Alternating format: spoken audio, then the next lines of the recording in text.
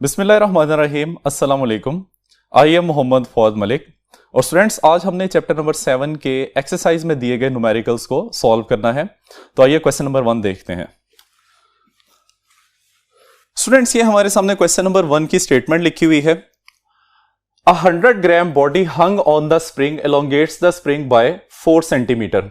हमारे पास एक स्प्रिंग है जिसके साथ अब 100 ग्राम का मैस अटैच करते हैं और उसमें एक्सटेंशन 4 सेंटीमीटर की प्रोड्यूस हो जाती है।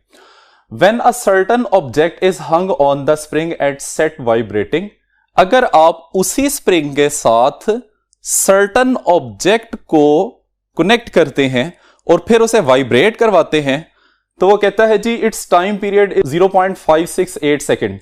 तो उसका टाइम पीरियड जो है वो 0.568 सेकेंड्स निकलता है। What is the mass of the object pulling the spring? जो न्यू मैस आपने अटैच किया था, आपने उसकी वैल्यू फाइंड करनी है। ठीक है, तो आइए सबसे पहले इसका डेटा लिखते हैं। सबसे पहले इसने मैस की वैल्यू दी हुई है, इसको हम नाम दे देंगे M1, that is equal to 100 grams, और इसको किलोग्राम में कन्वर्ट करेंगे तो this is 0.1 kilogram. Second value उसने लिखी हुई है elongates the spring by 4 centimetre. तो एलोंगेशन को या एक्सटेंशन को हम x से रिप्रेजेंट करते हैं, which is equal to 4 centimetre, और इसको ऐसा यूनिट में कन्वर्ट करेंगे तो ये बन जाएगा 0.04 मीटर। थर्ड वैल्यू उसने लिखी हुई है कि जब आप न्यू मैस उसके साथ अटैच करके वाइब्रेट करवाते हैं तो उसका टाइम पीरियड कितना आ जाता है, capital T, that is equal to 0.568 seconds. What is the mass of the object? तो हमने यहां पे M2 की वैल्यू फाइंड करनी है। आइए स्टूडेंट्स इसकी कैलकुलेशन स्टार्ट करते हैं। सबसे पहले सिस्टम में जनरेट होने वाली सिंगल फोर्स, जिसको रीस्टोरिंग फोर्स कहा जाता है, उसका फॉर्मूला यहां पे यूज करेंगे as F is equal to KX। इसको नाम दे देते हैं जी, this is equation number 1। K is the spring constant और X जो है वो एक्सटेंशन को रिप्रेजेंट कर रहा है। हमें बात यह पता है कि रीस्टोरिंग फोर्स मैग्नीट्यूड में इक्वल होती है अप्लाइड फोर्स के।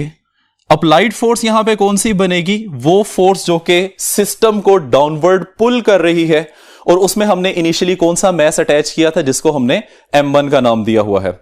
अब वो कहता है कि ये दोनों फोर्सेस चूंकि मैग्नीट्यूड में इक्वल होती हैं, तो इस वजह से हम इसको लिख सकते हैं from 1 and 2 we have KX is equal to M1G, और हमें यहां से K की वैल्यू चाहिए, so K is equal to M1G divided by X।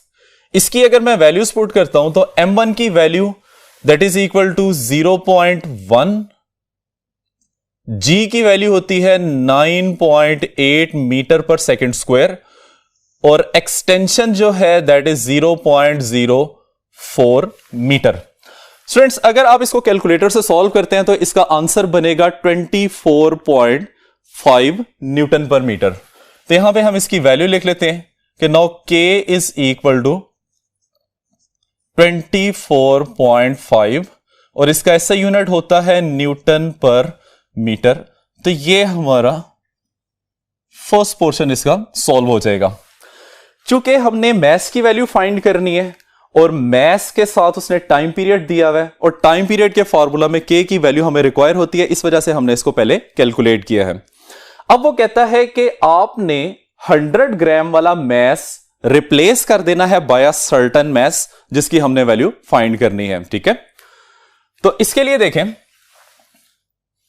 कहता है एज टाइम पीरियड की वैल्यू क्या होती है, T is equal to 2 pi under root of M divided by K।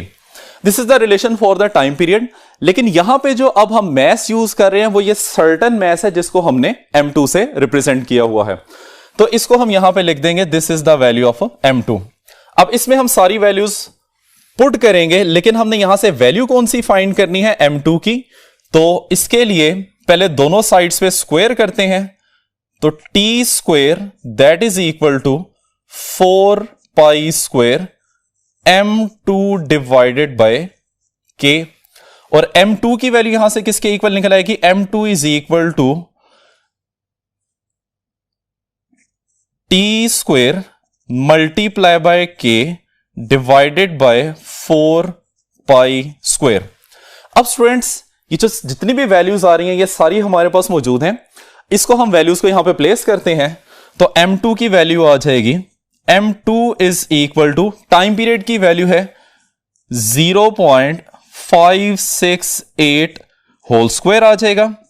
Spring constant की वैल्यू हमने कैलकुलेट की है दैट इज 24.5 न्यूटन पर metre divided by 4 as it is आ जाएगा, और पाई की वैल्यू होती है 3.14 और इसकी वैल्यू का भी होल स्क्वायर आ जाएगा। स्टूडेंट्स अगर आप इसे सिंप्लीफाई करेंगे तो रिजल्ट आ जाएगा हमारे पास m2 that is equal to 0.2 kilogram, और अगर हम इसको ग्राम्स में कन्वर्ट करते हैं तो हमें इसे 1000 से मल्टीप्लाई करना पड़ेगा, और ग्राम्स में इसका आंसर आ जाएगा 200 ग्राम्स। ठीक है, तो स्टूडेंट्स ये वो मैथ है जो कि आपने स्प्रिंग के साथ कनेक्ट किया था और उसका टाइम पीरियड कितना आया था 0.568 सेकेंड्स। ठीक है स्टूडेंट्स, अब आ जाएं क्वेश्चन नंबर 2 की तरफ। स्टूडेंट्स ये हमारे सामने क्वेश्चन नंबर 2 की स्टेटमेंट लिखी हुई है, कहता है a load of 15 gram elongates the spring by 2 centimetre. बिल्कुल पहले वाले क्वेश्चन की तरह कि हमें कोई एक मैथ दिया जाता है, साथ उसकी एक्सटेंशन दी गई है, और इन दोनों को यूज करते हुए हमने पहले k की वैल्यू फाइंड करनी है। उसके बाद कहता है कि if a body of mass 294 gram is attached to the spring at set into vibration with an amplitude of 10 centimetre, अगर आप उस स्प्रिंग के साथ 15 ग्राम के मैस को रिप्लेस करके 294 ग्राम का मैस अटैच करके उसे वाइब्रेट करवाते हैं तो वो कहते हैं एम्पलीट्यूड की वैल्यू 10 सेंटीमीटर आ रही होती है। कहते हैं what will be it's time period, आपने टाइम पीरियड फाइंड करना है, स्प्रिंग कांस्टेंट k की वैल्यू फाइंड करनी है, and maximum speed of its vibration, और वो जिस स्पीड से वाइब्रेट कर रहा होता है उसकी मैक्सिमम वैल्यू आपने फाइंड करनी है। तो बिल्कुल प्रीवियस क्वेश्चन की तरह पहले जो मैथ उसने दिया हुआ है और एक्सटेंशन जो दी हुई है, इन दोनों से हम k की वैल्यू फाइंड करेंगे, हमारे पास स्प्रिंग कांस्टेंट आ जाएगा। फिर उसने इस क्वेश्चन में हमें मैथ दिया हुआ है और टाइम पीरियड पूछा है, जबकि प्रीवियस क्वेश्चन में उसने हमें टाइम पीरियड दिया हुआ था और मैथ की वैल्यू पूछी हुई थी। ठीक है, और यहां पे एक और पैरामीटर हमने कैलकुलेट करना है that is the maximum speed of the vibration. ठीक है स्टूडेंट्स, तो आइए इसका डाटा लिखते हैं।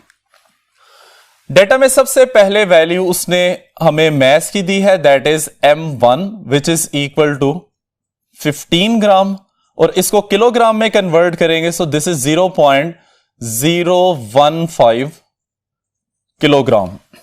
सेकेंडली उसने हमें एक्सटेंशन की वैल्यू दी है x is equal to 2 centimetre, इसको मीटर्स में कन्वर्ट करेंगे तो 0.02 मीटर इसकी वैल्यू आ जाएगी।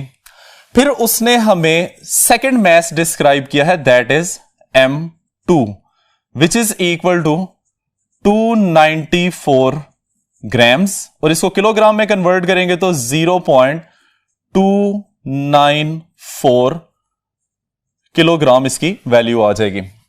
ठीक है स्टूडेंट्स, फाइनली उसने हमें एम्पलीट्यूड की वैल्यू डिस्क्राइब किया जिसको हम यहां लिख लेते हैं that is x naught which is equal to 10 centimetre, और इसको मीटर्स में कन्वर्ट करेंगे तो यह बन जाएगा 0.1 मीटर।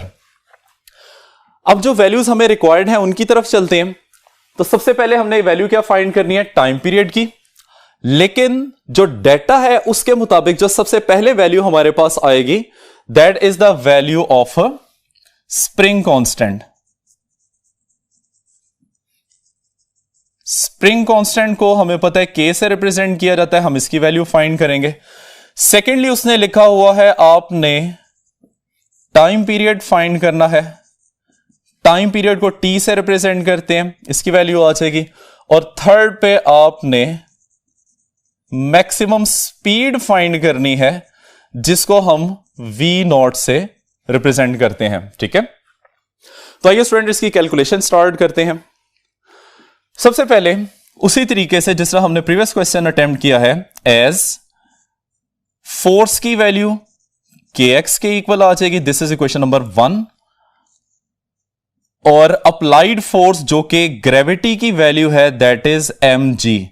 और कौन से वाला मैथ यूज करेंगे हम? फर्स्ट मैथ यूज करेंगे। इन दोनों इक्वेशन से हमने k की वैल्यू फाइंड करनी है, तो लिखते हैं जी यहां पे from 1 and 2 we have kx is equal to m1g and k is equal to m1g divided by x।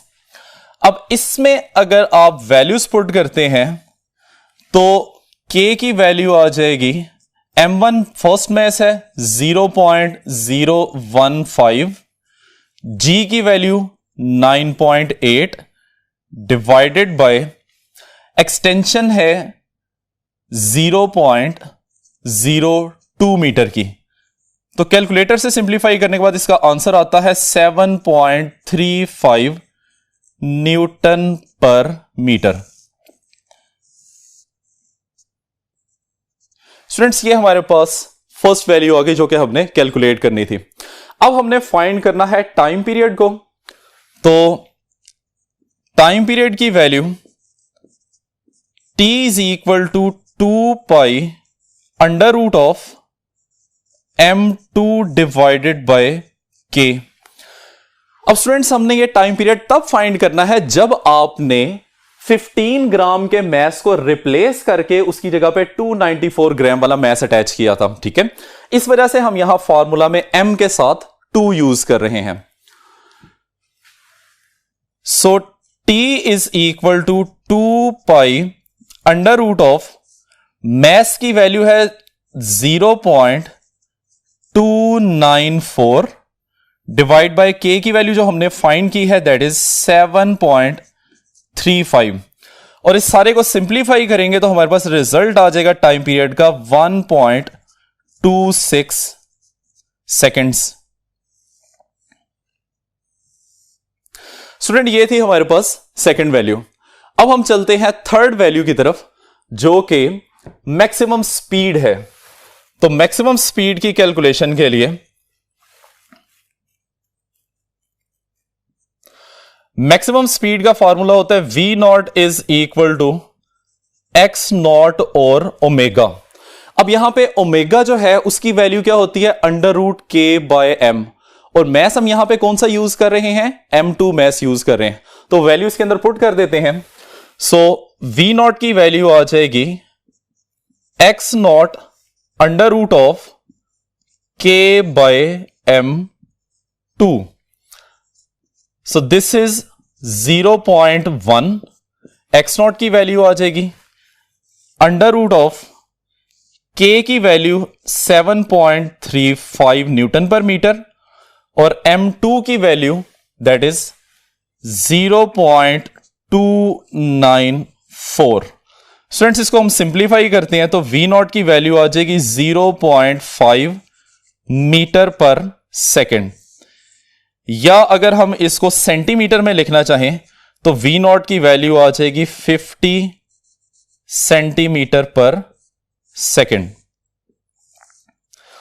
तो स्टूडेंट्स, इस तरह से इस क्वेश्चन के तीनों पार्ट्स हमने सिंप्लीफाई कर लिए।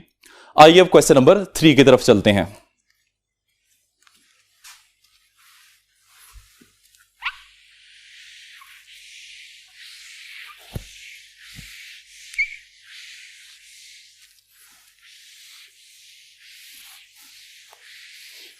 जी स्टूडेंट्स, अब हम करते हैं क्वेश्चन नंबर 3, और यहां पे उसकी स्टेटमेंट आइए देखते हैं। कहते हैं जी an 8 kilogram body executes SHM with the amplitude of 30 centimetre. The restoring force is 60 newton when the displacement is 30 centimetre. हमारे पास एक स्प्रिंग सिस्टम है जिसके साथ आपने 8 किलोग्राम का एक ऑब्जेक्ट अटैच किया हुआ है, और उसका मीन पोजीशन से ज्यादा फासला 30 सेंटीमीटर आता है जिसको हम एम्पलीट्यूड कहते हैं। और वो कहता है इस पॉइंट पे सिस्टम में एग्जिस्ट करने वाली रीस्टोरिंग फोर्स की वैल्यू होती है 60 न्यूटन। ठीक है, कहता है कि find time period, acceleration, speed, kinetic energy, potential energy when the displacement is 12 centimetre. आपने जब ऑब्जेक्ट अपनी मीन पोजीशन से 12 सेंटीमीटर के फासले पे होगा तब आपने वैल्यूज फाइंड करनी है, टाइम पीरियड की, acceleration of the body, speed find करेंगे, काइनेटिक एनर्जी फाइंड करेंगे और पोटेंशियल एनर्जी फाइंड करेंगे। ठीक है स्टूडेंट्स, तो आइए सबसे पहले हम इसका डेटा लिखते हैं। मैस की वैल्यू हमें दी गई है, दैट इज इक्वल टू 8.0 लिख लें या सिंपली 8 किलोग्राम लिख लें। सेकेंड वैल्यू उसने हमें डिस्क्राइब की है एम्पलीट्यूड। एम्पलीट्यूड को लिखा जाता है एक्स नॉट से, that is equal to 30 centimetre, और इसको मीटर में कन्वर्ट करेंगे तो ये बन जाएगा 0.3 metre. At this time force की वैल्यू, रिस्टोरिंग फोर्स की वैल्यू उसने क्या डिस्क्राइब की है, 60 न्यूटन, तो एज इट इज आ जाएगी। और फिर उसने हमें फर्दर एक्सटेंशन डिस्क्राइब की है, दैट इज 12 सेंटीमीटर, और इसको मीटर में कन्वर्ट करेंगे तो 0.12 मीटर इसका आंसर आ जाएगा। अब स्टूडेंट्स रिक्वायर्ड वैल्यूज लिखते हैं कि हमें यहां पे कौन कौन सी क्वांटिटी फाइंड करनी है। उसमें सबसे पहले है टाइम पीरियड, इसको टी से रिप्रेजेंट करते हैं। नंबर 2 एक्सेलरेशन, ए से रिप्रेजेंट करते हैं। नंबर 3 स्पीड, वी से रिप्रेजेंट करते हैं। नंबर 4 हमने इसमें काइनेटिक एनर्जी की वैल्यू फाइंड करनी है, एंड देन पोटेंशियल एनर्जी की वैल्यू फाइंड करनी है। और ये वैल्यूज हमने तब फाइंड करनी है जब डिस्प्लेसमेंट 12 सेंटीमीटर होता है फ्रॉम द मीन पोजीशन। ठीक है स्टूडेंट्स, तो आइए हम इसकी कैलकुलेशन स्टार्ट करते हैं। सबसे पहले by Hooke's law F is equal to K x naught, और K की वैल्यू किसके इक्वल आ जाएगी, F over x naught. Force की वैल्यू है 60 और एम्पलीट्यूड की वैल्यू उसने हमें दी हुई है, दैट इज 30 सेंटीमीटर, को जब मीटर में कन्वर्ट करते हैं तो 0.3 आ जाएगा, और रिजल्टिंग यहां से वैल्यू निकल आती है K की, दैट इज 200 न्यूटन पर मीटर। सेकेंडली हमने फाइंड करना है टाइम पीरियड को। तो time period for the mass attach with the spring formula क्या होता है, T is equal to 2 pi under root of M over K। This is 2 into 3.14। Under root में mass की वैल्यू कितनी है students, this is 8, divided by K की value भी हमने फाइंड की है, दैट इज 200। तो इसको सिंप्लीफाई करते हैं और टाइम पीरियड की वैल्यू आ जाएगी 1.256 सेकेंड्स, और इसको हम लिख सकते हैं 1.3 सेकेंड्स। ठीक है स्टूडेंट्स, अब सेकेंड वैल्यू जो आपने फाइंड करनी है दैट इज एक्सेलरेशन। तो इसके लिए फॉर्मूला होता है A is equal to minus omega square into x. अब स्टूडेंट्स आपने यहां पे एक्स नॉट यूज नहीं करना। एक्स नॉट इसलिए यूज नहीं करना क्योंकि उसने कंडीशन दी हुई है कि आपने ये पैरामीटर्स फाइंड करने हैं जब डिस्प्लेसमेंट की वैल्यू 12 सेंटीमीटर हो, और 12 सेंटीमीटर चूंकि मैक्सिमम डिस्टेंस नहीं है इस वजह से हम इसको एक्स नॉट से नहीं एक्स से रिप्रेजेंट करेंगे। ठीक है, as omega is equal to under root of K by M. इसकी वैल्यू स्टूडेंट्स इसमें पुट करेंगे तो एक्सेलरेशन की वैल्यू आ जाएगी माइनस के बाय एम अंडर रूट, और साथ आ जाएगा इसका स्क्वायर और मल्टीप्लाई बाय एक्स ही एज इट इज होगा। So a is equal to minus 200 divided by 8, square root square से कैंसल हो जाएगा, और x की वैल्यू आ जाएगी 0.12। और स्टूडेंट्स इसको सिंप्लीफाई करेंगे तो इसका आंसर आ जाएगा -3.0 मीटर पर सेकेंड स्क्वायर। अब यहां पे नेगेटिव साइन किस चीज को रिप्रेजेंट कर रहा है? नेगेटिव साइन रिप्रेजेंट करता है कि एक्सेलरेशन की डायरेक्शन हमेशा मीन पोजीशन की तरफ रहती है। ठीक है, तो इसको हम लिख लेते हैं,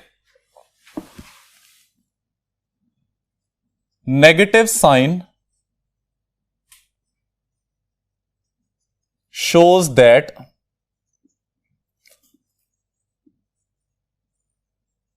direction of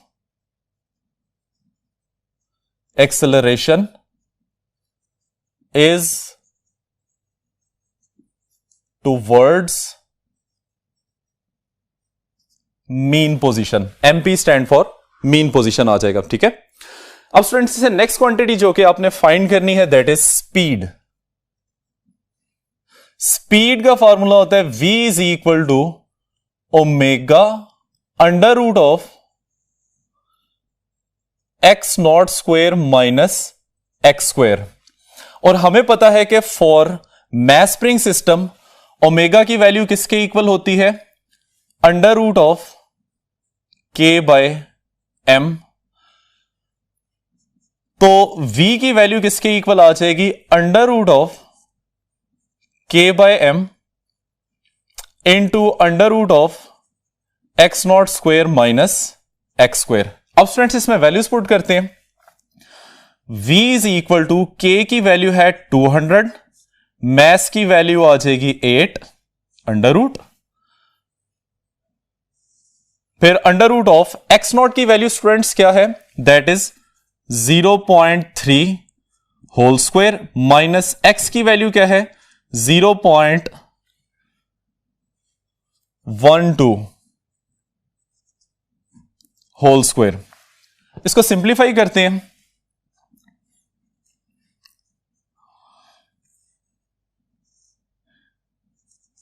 to 200 divided by 8 ये एज इट इज रख लें, 0.3 का होल स्क्वायर करेंगे सो दिस इज 0.09 माइनस 0.12 का होल स्क्वायर करेंगे दिस इज 0.0144। अब स्टूडेंट्स आगे इसको सिंप्लीफाई करते हैं,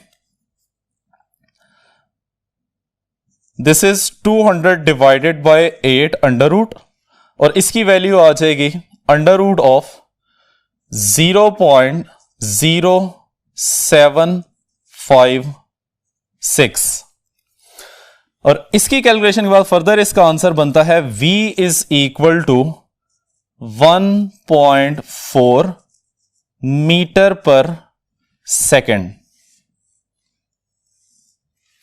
इसके बाद स्टूडेंट्स हमारे पास न्यू क्वांटिटी जो है जो हमने फाइंड करनी है दैट इज काइनेटिक एनर्जी। तो आइए काइनेटिक एनर्जी को कैलकुलेट करते हैं। काइनेटिक एनर्जी का फॉर्मूला होता है 1/2 mv square, 1/2 as it is, mass की वैल्यू है 8 और स्पीड अभी हमने इसकी कैलकुलेट की है दैट इज 1.4 और इसका स्क्वायर आ जाएगा। So the value of kinetic energy will be, this is 7.6 joule।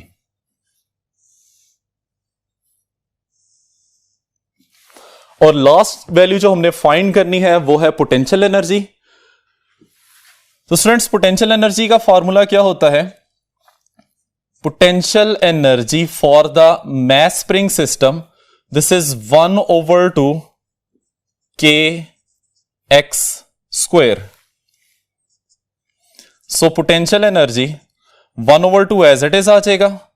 k की वैल्यू हमने फाइंड की थी दैट इज 200 न्यूटन पर मीटर और x की value this is 0.12 whole square. ठीक है, इसको सिंप्लीफाई करेंगे तो सिंप्लीफाई करने के बाद हमारे पास इसका रिजल्ट आता है 1.44 जूल। ठीक है स्टूडेंट्स, तो ये है हमारा क्वेश्चन नंबर 3। आइए अब क्वेश्चन नंबर 4 देखते हैं।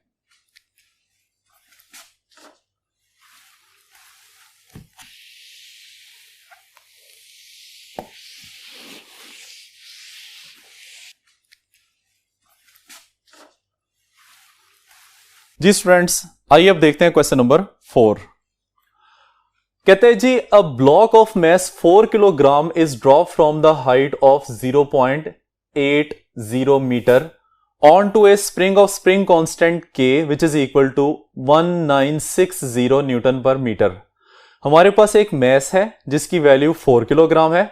इसको आप 0.8 मीटर हाइट से एक स्प्रिंग के ऊपर फॉल करवाते हैं जिसके लिए स्प्रिंग कांस्टेंट की वैल्यू 1960 न्यूटन पर मीटर है। कहता है find the maximum distance through spring will be compressed. आपने वो मैक्सिमम डिस्टेंस फाइंड करना है जिस पे स्प्रिंग जो है वो कंप्रेस होता है। तो उसके लिए स्टूडेंट्स आइए देखिए जरा यहां पे जी, ये हमारे पास एक स्प्रिंग आपको नजर आ रहा है और स्प्रिंग जो है अपनी नॉर्मल पोजीशन में, और इसके लिए स्प्रिंग कांस्टेंट की वैल्यू 1960 न्यूटन पर मीटर है।